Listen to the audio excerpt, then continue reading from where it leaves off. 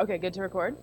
I can just get started, because unless you have some announcements you'd like to provide to the crowd. Okay, I'm going to get started because I know we're 4 minutes late, and I want to respect everyone's time here. Again, my friends in the back, if you can't hear me, please thumbs down. I'll know what that means. Hi, folks. Welcome to Saturday at DEF CON. Woo! Thank you. Yeah. Today I'll be talking about a presentation that's very research-driven called Victim as a Service, Engaging with Trust-Based Scams Using AI. A little bit about me. My name is Ariana. I really like the color yellow, if you can't tell. I spent a little over a decade working in cybersecurity. I currently work at this entity called BeSafe, fighting scams, which I'll talk about today. I've been at a number of other institutions, industry and academic. I also got my PhD from UC San Diego.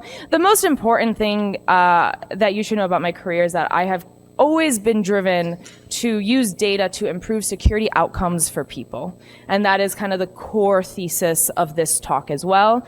Just a quick disclaimer, feel free to take photos. Please try not to get anyone else, but you can take a photo of me and you can take a photo of the slide. I am here today to talk about what I think is one of the biggest problems facing people. Texts that look like this. So this text for people in the back says, "Hey John, it's me, Mary. Are we still up for golf?" Who here has gotten a text like this asking about dinner reservations, golfing? Maybe they're trying to find the vet? Yeah, for the folks online, that's about 75% of this room. These texts look super innocuous. They're usually asking about dinner, golf, etc. And because many of us are human, we will respond. We'll say, "Hey, wrong number, not John. Good luck finding your golfing buddy." And the conversation continues, and it continues. And this is not much of a spoiler, but at this point you probably know this is not an innocent person looking for their golfing buddy. This is actually a scammer who is trying to extract something from a potential victim. This sort of attack is called a conversational trust-based scam because the attacker is building trust over time, and I'll get to the time aspect in a little bit. This is also known as pig butchering. So if you Google pig butchering attacks, you'll see a lot of information about that. These sorts of attacks, pig butchering, trust-based scams, they often start on a platform where you can get messages like SMS. And then what happens is often the attackers will ask to move what we like to call cross-platform. So in this example, they'll move from SMS to WhatsApp. WhatsApp, as we all know, is end-to-end encrypted. That is an intentional decision by the attackers. And then sometime later, they will reveal the hidden payload. In this example from our data, they were asking the attacker to download a malicious app. This app, which we looked at, was a crypto investment scam, of which there's an estimated $7 billion of losses in the United States alone. And so this is a relatively new form of attack that we've seen emerge in the last couple of years. And, I want to just emphasize that it's not malicious apps or crypto investments that may be the end goal. Sometimes they just ask for you to send the money directly, and they say, "Here is my Zelle account, please send me X amount of money." I really want to emphasize in this talk that many of these attacks are not individual attackers. These are people who are being held against their will. They're human trafficking victims in these transnational cybercrime operations. So if this is news to you, I'd encourage you to Google Southeast Asia scam compounds. There is a ton of great reporting out there. This is an example of one of the literal phone farms that people were being forced to manage. That is how they are executing these scams, right? There are people who are being held against their will, being forced to send these messages and try to harm potential victims. So I just want to emphasize there's a lot of harm on both sides of the equation, which is a little different than attacks that we see in the past or other types of attacks. And these trust-based scams occur in a fragmented ecosystem. There's really three problems that I see as a measurement scientist for trying to quantify this ecosystem of how much harm is being perpetuated, how are these attacks unfolding. First, there's a lot of underreporting. Most actual victims never report. Either they don't know that they are a victim, they think this person has just legitimately, disappeared, and they're like, "Oh, my friend will come back and respond to me," or there's a lot of shame involved, right, at losing quite a bit of money to these sorts of scams. When people do report, like to the IC3, A lot of these reports are incomplete and delayed. And the reason that they're incomplete is because these scams will go for days, weeks, months, which I'll talk about in a hot second. And the trust is also built across platforms. So imagine trying to get a victim and say, hey, send me all the screenshots, all the information of what happened to you over the last 7 weeks, and I'm trying to piece it together and put it in a report. That's very hard even for folks who are very technologically advanced. And also the tactics and channels are shifting quickly. I mean, who remembers the toll road scams? Who still gets toll road scams? Oh, one person. Dang, sorry. They are not as popular as they were about a year ago, and that's because the attackers are changing their tactics. They know when things stop working, and they can just start trying new things. And so today in this talk, I'm a researcher by trade. I want to talk about how my team and I studied these trust-based scams. And so as a little bit of a spoiler, I'm going to talk about how we collect data without victims. We are able to get the complete data trace, and we also provide a live stream narrative of the narratives and playbooks in this measurement effort. And so at this point, you're probably like, Ariana, how do you conduct a study on trust-based scams? We talked about the problem. We talked about the overarching philosophy.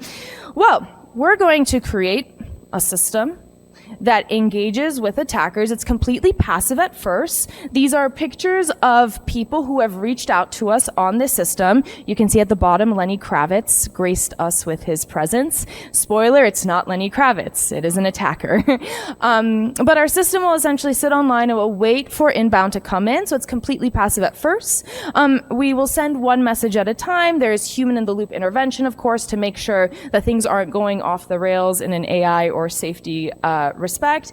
And as a result, we make sure that we are only engaging scammers. And so the goals of this initial deployment is to create a system that is one, sustaining with long-running conversations, engages naturally without breaking those safety guardrails, and also stress-tested for different scenarios, specifically multimodal scenarios and multi-threat scenarios. And we'll define that in the next couple of slides. And so we have a system. It engages with attackers. But before I move on, I want to talk about a quick anecdote, which is Jason Walls. Jason is a sports fanatic. He has a social media profile. He's a die-hard Raven and Orioles fan, coffee and barbecue master. Jason is not a real person. He is a JSON file.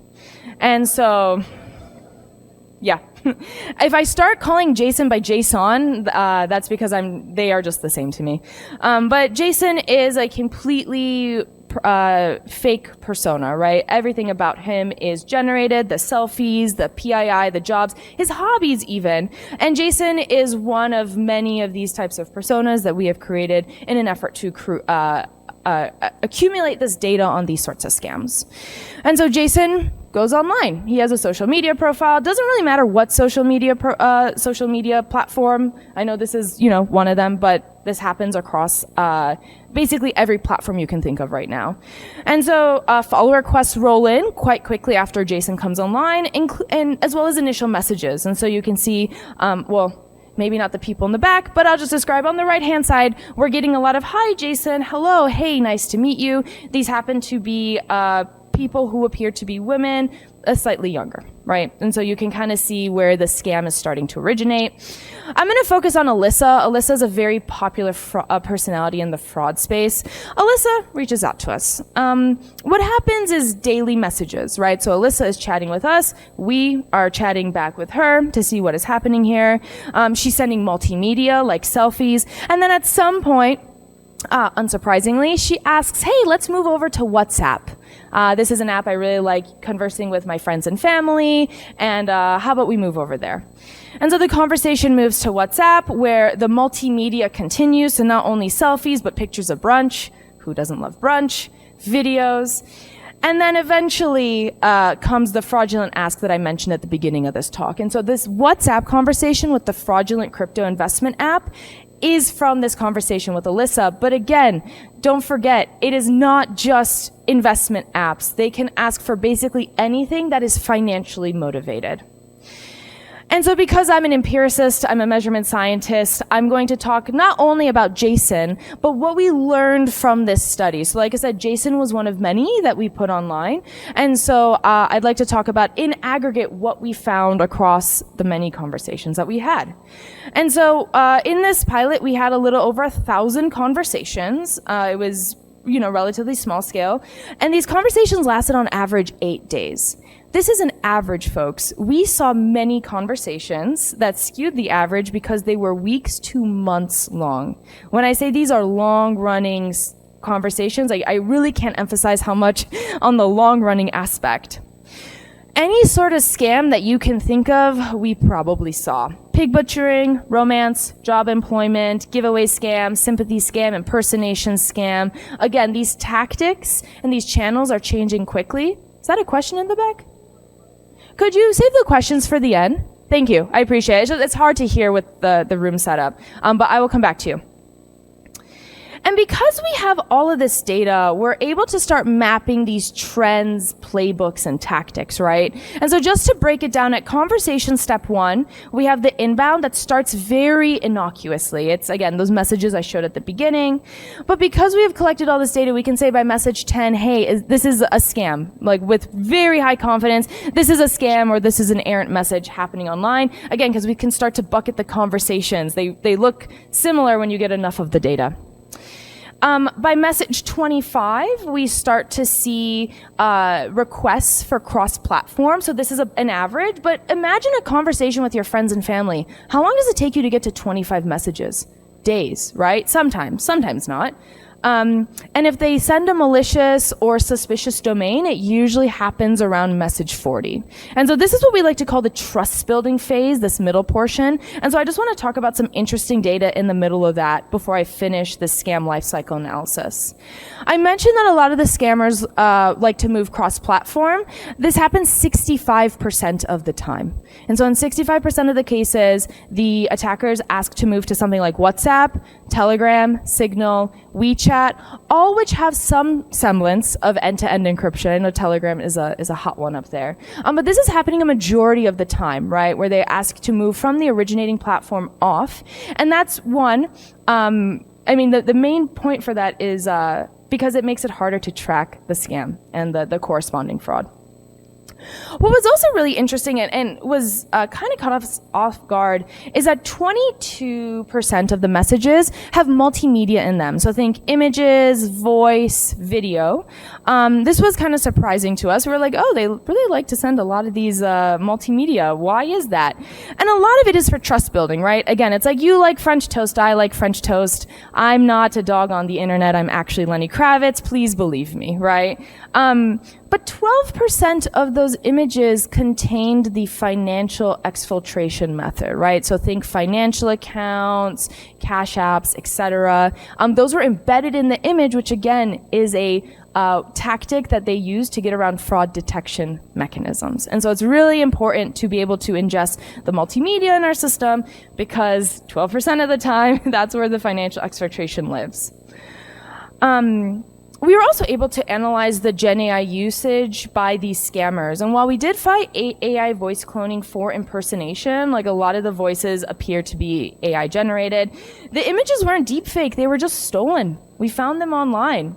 And so while there's some indication of AI tool usage, it is not widespread yet. And so coming back to the scam lifecycle analysis, after the trust building comes the cash out request. And so again, this happens at around, on average, message 60 is where they'll start to mention some semblance of a cash out. And then message 75 is where they will provide the cash out details. Again, malicious app, financial account, etc.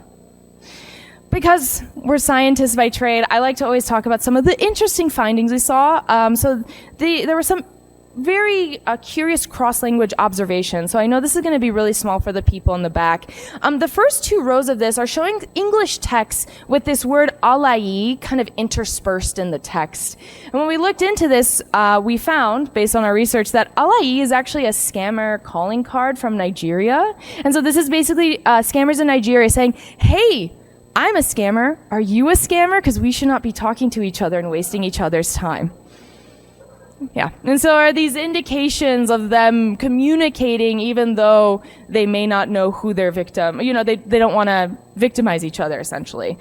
We also saw a couple instances of LLM usage. Again, just for the folks in the back, this bottom row is Chinese characters. And when we translated it, it said, "I like sincere, meaningful ways of communicating. Please improve this sentence." And so again, there are instances where these AI tools are being used, but it is not widespread by any means. The last, measurement tidbit I want to share with you before we go into our summary is that we saw a lot of social engineering customization. So if I try to plot this on basically a graph, right? From most broad customization to hyper-personalized, we saw differences in the political affiliations from these attackers based on what social media platform we were having the conversation on. We saw discussions of recent news events, right? If we had a persona that was situated in LA, they would start mentioning, "Oh my God, weren't the LA wildfires so crazy?" So they're clued into recent events and are mentioning it again for that trust building. There were some instances where they took personal details that we shared with them and brought it back. And so in Jason's example, he loves classic rock. A couple days later, the attacker sent a legitimate, not malicious Pandora link to classic rock saying, "Hey, I remember you love classic rock. I've been listening to this. I think you'd enjoy it." And so you start to get a sense of how this trust building is so pervasive. It is really, really sophisticated. All the way to looking up the Orioles game and the score in real time. Right? And so from most crude to most sophisticated, we saw quite a bit in terms of social engineering customization in our conversations and in our attacks. And so just to bring it home, because I know we started late, I want to be respectful of everyone's time. We created a system that sustains long-running conversations, engages naturally without breaking safety guardrails on the security or AI side, and is stress-tested for different scenarios. So it can adapt to different threats as they emerge, and it can also handle different types of media, which, as we found, is super important. But I want to talk really quickly at a global level, right? We talked about the data, we talked about a system. I want to bring this back to a global level. These attacks are being perpetuated by these scam compounds that are filled with human trafficking victims. So there is a lot of harm happening on each side of the equation, but this scam is still human scale, technically, right? The tools that are available to us today as defenders are also available to the attackers. And so one question that we keep thinking about is, at what point does it become easier and more economical for them to remove the scam compounds and just have a bunch of servers? And so not only do we need to build defenses for the scale that we're at today, but we need to think about the scale of defenses for tomorrow. And this is something me and my collaborators are constantly thinking about and working towards. And so in summary, I just talked about a case study on trust-based scams that often start innocuously. They're super hard to spot. I show how we're able to uncover infrastructure at the source in real time, and also how our system is stress-tested for long-running and multimodal conversations. I say this in every talk, but research is not done in a vacuum. I am super, super thankful to work with some fantastic folks, Daniel and Nikolai. Please add them online. They do some awesome work. We are really trying to make a difference in this scam world. And with that, I want to thank you folks for your time. You can reach out to me here on this email or come talk to me now. And I think we're just a little bit after 11:20. So thank you folks for your time. Really appreciate it.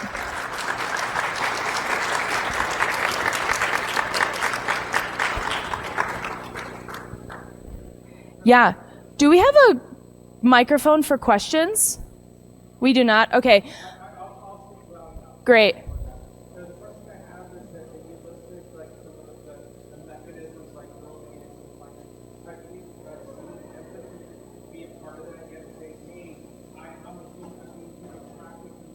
Oh.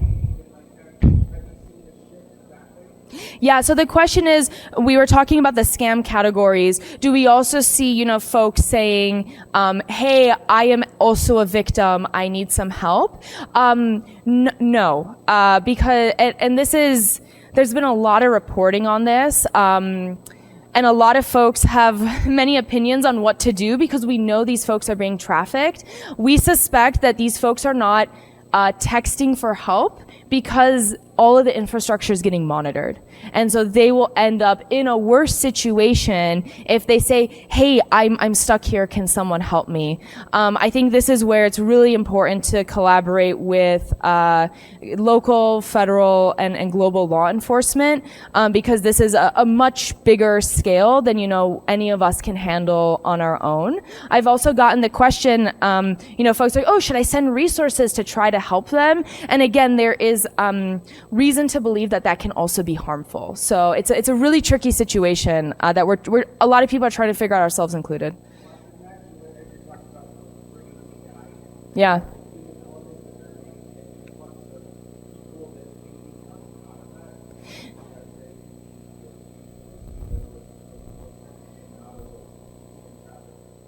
Right. And again, just to reiterate, if and when these scams start to shift to more AI infrastructure, we might see the folks who are stuck in the compounds leaving, and there might be some interesting use cases. Absolutely. Okay, I think you had a question?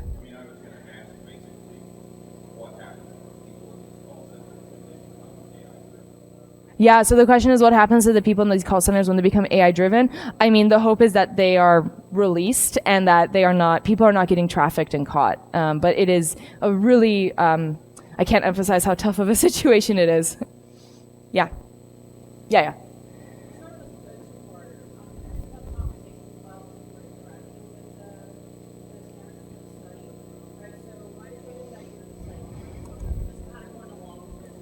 Yeah.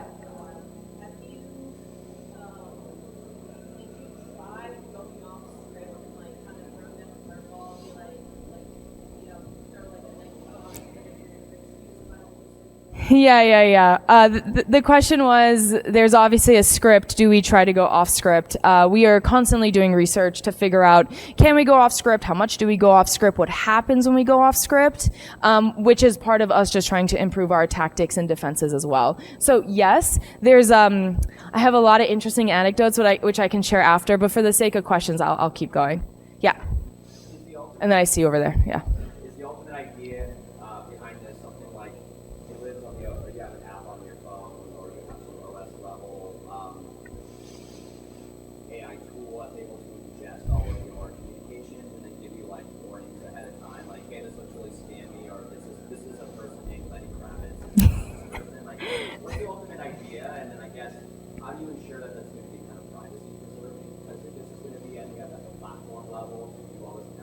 Yeah.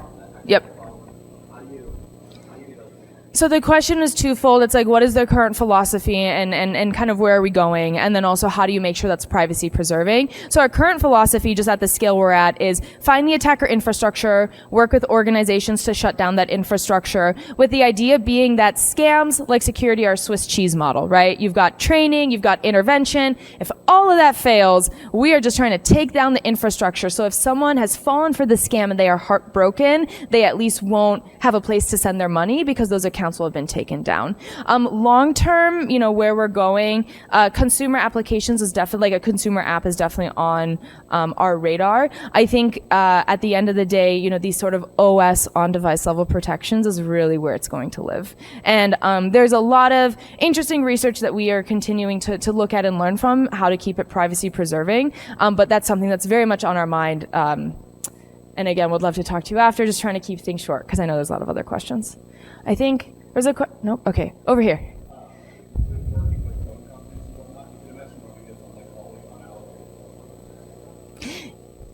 Yeah, so the question is, have you thought about working with phone companies? Absolutely.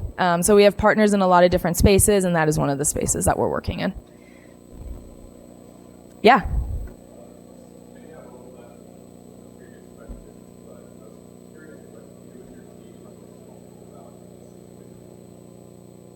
Yeah. Wow, what a beautiful question. What is our team most hopeful about in this situation? The thing that we are most hopeful about is, we have the tools now to be able to scale to the size of the attack, right? Like LLMs were just really like agentic systems. We're not really around pre-2022. That has enabled a lot of new things, but that's also enabled a lot of new defenses, and we're really excited about that. And also just the breakthroughs in methodology that we are continuing to uncover. I think there may have been a question over here, but maybe not. Yeah.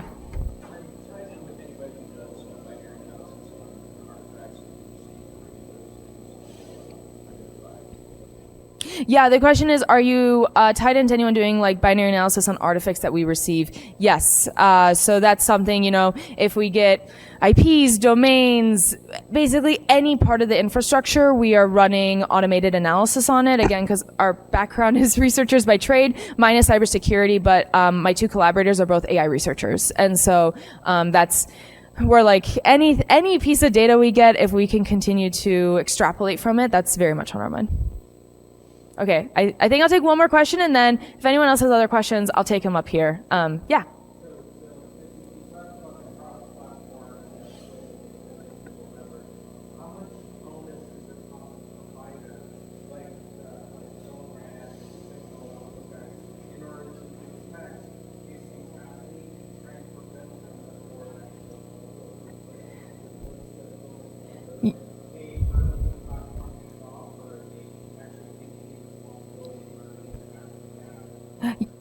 Yeah, so the question was for the platforms where a lot of this scam and fraud is perpetuating. Do they have any sort of regulation or responsibility? I mean, I can definitely say that all those platforms have fantastic fraud and cybersecurity teams that are working towards this problem. In terms of regulation or kind of that policy lever, it definitely depends on the country and where you are.